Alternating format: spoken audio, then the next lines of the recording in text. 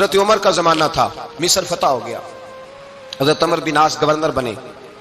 رواج یہ تھا مصر کے اندر کہ ایک دریا چلتا تھا، دریائے نیل، اور سارے مصر کا انحصار اسی دریا پہ تھا۔ فصلوں کو پانی بھی لگتا اسی سے، جانور بھی اسی سے پانی پیتے، کھیتیاں بھی اسی سے سیراب ہوتی۔ سال کے بعد وہ دریا خشک ہو جاتا تھا، سال کے بعد وہ دریا خشک ہوتا، اور جب خشک ہوتا نا تو ایک کواری لڑکی قتل کر کے دریا میں ڈالتے، پھر وہ دریا چلتا۔ آج بھی بہت ساری جگہوں پہ اوہام پرستی ہے، کہتے ہیں ہمارے آستانے کا طریقہ ہے۔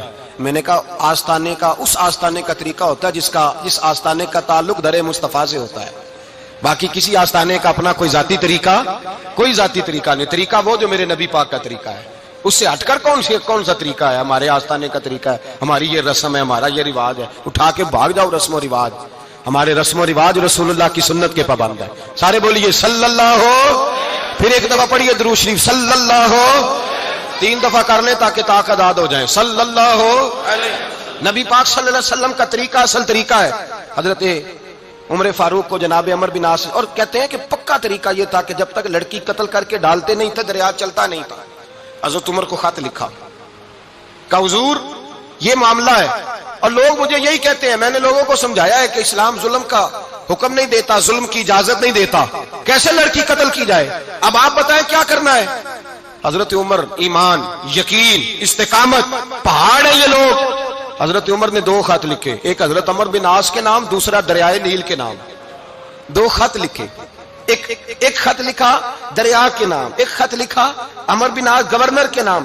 گورنر کے نام خط لکھا تو فرمایا جتنے یہودی ہیں، عیسائی ہیں، کمزور ایمان والے، سب کو دریائے نیل پہ لے جا، اور میرا یہ دوسرا خط دریا میں ڈال دے اور سب کے سامنے ڈالنا۔ کہتے ہیں یہ خط پڑھنا چاہے تو تجھے اجازت بھی ہے، سنیے اور سر دھنیے اور سوچئے کہ اصل کمزوری کہاں آئی ہے۔ رمضان کے سب سے پہلے جمعے میں سب سے اہم موضوع چھیڑا ہے، کمزوری اور نقص واقعہ کہاں ہوا ہے۔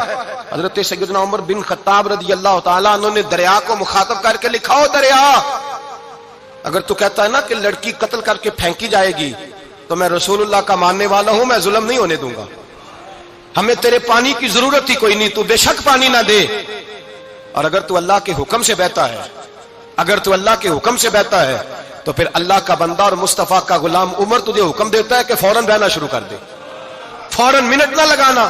حضرت سیدنا عمر بن عاص فرماتے ہیں لشکروں کے لشکر لے کے میں دریائے نیل پہ پہنچا، اور بھرے مجمع میں جناب عمر کا خط میں نے ڈالا تو دریا نے بہنا شروع کر دیا۔ فرماتے ہیں دریا بہنے لگا اور غیر مسلم کلمہ پڑھنا شروع ہو گئے۔ لوگ مجھے کہنے لگے کیا دکھایا ہے جو کلمہ پڑھ رہے ہیں؟